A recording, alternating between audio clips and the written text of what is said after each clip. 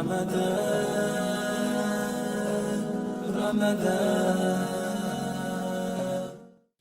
اللہ الرحمن الرحیم والصلاة والسلام علی سید المرسلین۔ آج کا ہمارا موضوع ہے نبی کریم صلی اللہ تعالیٰ علیہ وآلہ وسلم اور تعلق صحابہ کرام کا نبی کریم صلی اللہ تعالیٰ علیہ وآلہ وسلم سے تعلق کیسا تھا۔ ہونا تو نہیں چاہیے، لیکن ہم آج جو دیکھتے ہیں معاملات صحابہ کرام کے حوالے سے سوشل میڈیا پر جس قسم کی باتیں سننے میں آتی ہیں، ذرا سا میں کچھ اس حوالے سے گفتگو کو اپنے آگے بڑھانا چاہوں گا۔ پہلی چیز تو یہ سمجھ لیجئے کہ نبی کریم صلی اللہ تعالیٰ علیہ وآلہ وسلم کا صحابہ سے تعلق یا صحابہ کا نبی کریم صلی اللہ تعالیٰ وسلم سے تعلق کس بنیاد پر تھا، اور صحابہ یا صحابی رسول بنتا کیسے۔ صحابہ کرام کا حضور پرنور سید العالمین محمد الرسول اللہ صلی اللہ تعالیٰ علیہ وآلہ وسلم سے تعلق قلبی، حبی اور عشقی تھا۔ کیسا تھا؟ قلبی، حبی اور عشقی تعلق تھا۔ اور جب تعلق کی بنیاد ان پازیٹیو جذبات پر ہوتی ہے تو اس میں غلطی کا کوئی احتمال نہیں رہتا۔ اس تعلق کے حوالے سے صحابی بنتا کیسے ہے؟ صحابی نگاہ مصطفیٰ صلی اللہ تعالیٰ علیہ وآلہ وسلم سے بنتا ہے۔ اور کوئی صحابی کے عمل پر اگر اختلاف کرنے لگے تو بھائی صحابی کے عمل پر اختلاف کیوں کر رہے ہو؟ تو صحابہ تو عمل سے بنے ہی نہیں۔ صحابہ کرام نگاہ مصطفیٰ سے بنے ہیں، یعنی ہر وہ شخص جس نے ایمان کی حالت میں اللہ کے نبی امام الانبیاء صلی اللہ تعالی وسلم کو ایک لمحے بھی اگر دیکھ لیا، بات بھی نہ کی، نگاہ اگر پڑ گئی اور سرکار نے ایک نظر دیکھ لیا، تو وہ نبی کے دیدار سے وہ صحابی بن جاتے ہیں۔ اور صحابیت کا مقام جو ہے وہ ولایت میں سب سے اعلیٰ ہے، یوں سمجھیں۔ میں یہ نہیں کہہ رہا کہ ولی سے اعلیٰ ہے، کیونکہ صحابی سب سے بڑے اللہ کے ولی۔ نبی کے بعد صحابہ کا جو مقام ہے وہ یوں سمجھیں کہ وہ ولایت کے اعلیٰ ترین منزل پر ہے۔ تو صحابی کیسے بنا؟ نگاہ مصطفیٰ سے، دیدار مصطفیٰ صلی اللہ تعالی وسلم سے۔ یعنی ایسے صحابہ کرام بھی ہیں جنہوں نے ایک وقت کی نماز بھی نہیں پڑھی، لیکن وہ صحابی رسول ہیں۔ آپ کہیں گے یہ کیسے ممکن ہے؟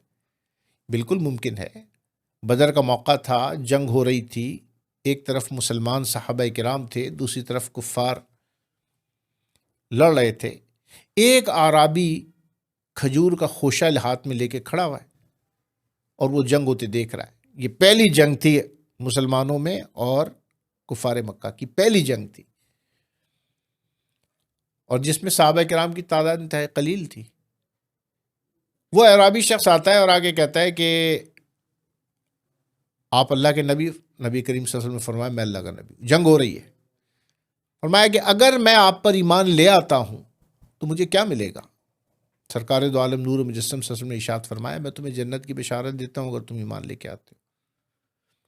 اس نے کہا پھر تو کلمہ پڑھائیے۔ سرکار دو عالم صلی اللہ علیہ وسلم نے کلمہ پڑھایا، تلوار نکالی اور کود پڑا جہاد میں۔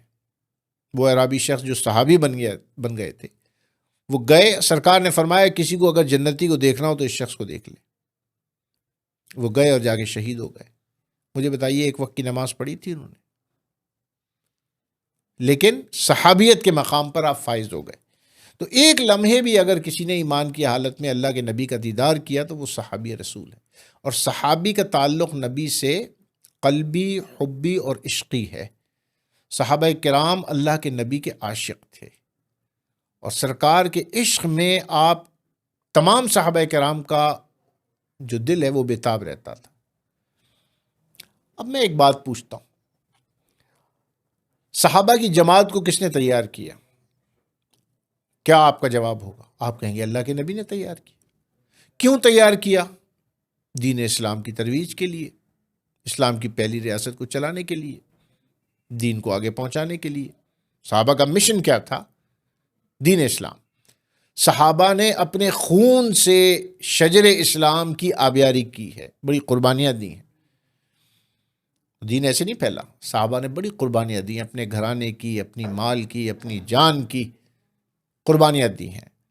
اور بیعت عقبہ اولیٰ ثانیہ پر جب سرکار دو عالم نور مجسم صلی اللہ علیہ وسلم کے چچا نے کہا تم ان کو لے کے تو جا رہے ہو، امیر حمزہ نے فرمایا تم ان کو مدینے تو بلا رہے ہو، لیکن کیا تم جانتے ہو تم کس چیز کو بلا رہے ہو؟ دنیا کے مصائب کو تم دعوت دے رہے ہو، ٹوٹ پڑے گی دنیا، کفار مکہ ٹوٹ پڑیں گے تم پر۔ تو صحابہ کرام نے ارشاد فرمایا ہم بہتر جانتے ہیں، اچھی طرح ہم جانتے ہیں کہ لا الہ کا کیا مقصد ہے، محمد رسول اللہ کا کیا مقصد ہے، لیکن ہم اس اللہ کے نبی کے لیے اپنی گردنیں کٹانے کو تیار ہیں، ہم ان کی حفاظت کریں گے۔ تو صحابہ کا تعلق نبی سے قلبی، حبی اور عشقی تعلق تھا۔ اب یہ جماعت اللہ کے نبی نے تیار کی اور دین اسلام کی ترویج کے لیے تیار کی، ریاست مدینہ کو چلانے کے لیے تیار کی، اسلام کو آگے، پورا قرآن اور حدیث کا سارا لٹریچر جتنا بھی ہے وہ صحابہ سے روایت ہے۔ اگر آپ حدیث کو کہتے ہیں کہ بھائی یہ ڈسپیوٹڈ ہے، تو پورا قرآن کیا ہے؟ وہ پہلے حدیث ہے، بعد میں قرآن ہے۔ صحابہ نے تو روایت کیا ہے اللہ کے نبی سے کہ یہ اللہ کے نبی نے سنایا، یہ ہم نے لکھا۔ تو پورا قرآن پہلے حدیث رسول ہوا، بعد میں قرآن، اللہ کا قرآن اس کو سمجھا گیا۔ اللہ کے نبی نے جس کو کہہ دیا کہ یہ حدیث ہے اور یہ قرآن ہے، صحابہ نے اس کو مان لیا۔ صحابہ نے جو زبان مصطفیٰ سے سنا، جس کو رب نے فرمایا وما ينطق عن الهوى ان هو الا وحی یوحی، صحابہ نے اسی کو قرآن مانا جس کو اللہ کے نبی نے کہہ دیا تھا، اور ہم نے اس کو قرآن مانا جس کو صحابہ نے کہہ دیا تھا کہ یہ قرآن ہے۔ اب صحابہ کرام پر اعتراض کا مقصد کیا ہوا؟ آج کل ہمارے سوشل میڈیا پہ بہت اعتراضات صحابہ کرام پر ہوتے رہتے ہیں، ان کے جھگڑے، ان کے ڈسپیوٹس، ان کے اختلافات۔ سرکار نے کیا فرمایا؟ فرمایا کہ میرے صحابہ میں اگر کوئی اختلاف تم دیکھو تو کف لسان سے کام لو۔ ہم کون ہوتے ہیں صحابہ کے درمیان فیصلہ کرنے والے کہ کون صحیح تھا کون غلط تھا؟ جس کو اپنا نہیں پتا کہ وہ جنت میں جائے گا یا جہنم میں جائے گا، اس کی اپنی نمازیں قبول ہوں گی یا نہیں ہوں گی، اس کا اپنا ایمان اللہ کی بارگاہ میں قبول ہوگا یا نہ ہوگا، وہ صحابہ کرام کے بارے میں کیسے فیصلہ کر سکتا ہے کہ یہ ٹھیک ہے اور یہ غلط نہیں؟ معذرت کے ساتھ بات میں ذرا کڑوی کر رہا ہوں۔ صحابہ پر اعتراض کرنا، صحابہ کی جماعت کو کنفلکٹڈ بنانا، اللہ کے نبی پر اعتراض ہے۔ کون سی روایات آپ پڑھتے؟ صحابہ میں جنگیں ہو گئیں، صحابہ ایک دوسرے کو مارنے، اللہ کے نبی نے ایسی جماعت تیار کی تھی کہ آپ کے پردہ فرمانے کے بعد ایک دوسرے کی گردنیں مارنے لگے۔ بہت سا لٹریچر ڈسپیوٹڈ ہے ہمارا۔ تو صحابہ کرام پر اعتراض کرنے سے پہلے یہ سوچو یہ اعتراض کس پہ جائے گا؟ معاذ اللہ کہ اللہ کے نبی ایسی جماعت تیار نہیں کر سکے جو ان کے دنیا سے پردہ فرمانے کے بعد ریاست مدینہ کو اور اسلام کی ترویج کرتے، نہ کہ آپس کے ڈسپیوٹ اور جھگڑوں میں وہ پڑے رہے۔ تو صحابہ پر اعتراض کرنے سے پہلے یہ سوچ لو کہ اللہ کے نبی کو روز قیامت ہم نے کیا شکل دکھانی ہے۔ اللہ کے نبی نے اگر وہاں گریبان پکڑ لیا کہ میرے صحابہ جو تھے، جب میں کہہ کر گیا تھا کہ یہ تو ستاروں کی مانند ہے، جس نے ان کی پیروی کی اہتدائی تم، وہ جو ہے وہ ہدایت پا گیا۔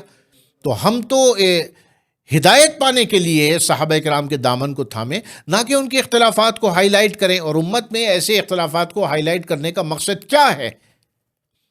مقصد یہ ہے کہ ان شخصیات کو اگر ڈسپیوٹڈ بنا دیا، ان شخصیات میں اگر گروپنگ کر دی، تو حدیث کا کچھ حصہ یوں سمجھے کہ ہاتھ دھو بیٹھیں گے، پھر قرآن بھی ڈسپیوٹڈ ہو جائے گا، کیونکہ پورا قرآن صحابہ کرام سے ہی روایت ہے۔ سب سے پہلے راوی قرآن کے جو ہیں اللہ کے نبی سے، وہ صحابہ کرام ہیں۔ تو صحابہ کرام کا تعلق اور ان کی قربانیاں، اس کو پڑھیں، اپنے بچوں کو بتائیں کہ صحابہ کرام کی شان کیا ہے۔ مثلہم فی التوراۃ والانجیل، اللہ فرماتے ہیں ان کی مثالیں تو میں نے توریت اور انجیل میں دے دی تھیں، جن کو دیکھ کر پہلی مرتبہ بیت المقدس کو خالی کروا لیا گیا۔ اللہ سے دعا ہے کہ اللہ تبارک و تعالیٰ صحابہ کرام سے محبت عطا فرمائے، اللہ کے نبی سے ان کا تعلق تھا اس کا ادب اور احترام عطا فرمائے۔ وآخر دعوانا ان الحمد للہ رب العالمین۔